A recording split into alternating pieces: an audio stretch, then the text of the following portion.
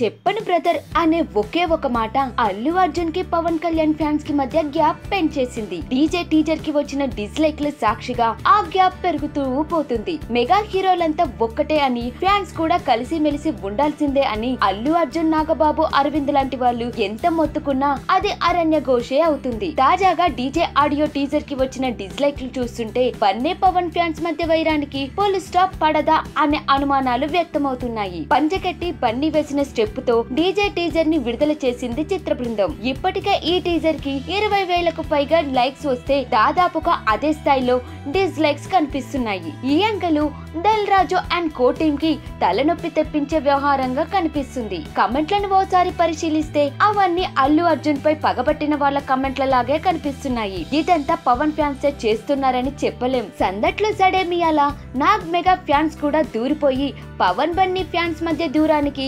ఏదోతికంగా సాయం చేస్తున్నారని అనుకున్నా తప్పులేదు.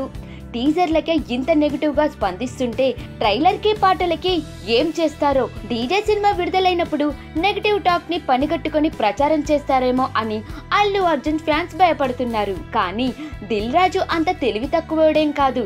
పవన్ ఫ్యాన్స్ ని ఎలా దారిలోకి తెచ్చుకోవాలో తనకు బాగా తెలుసు.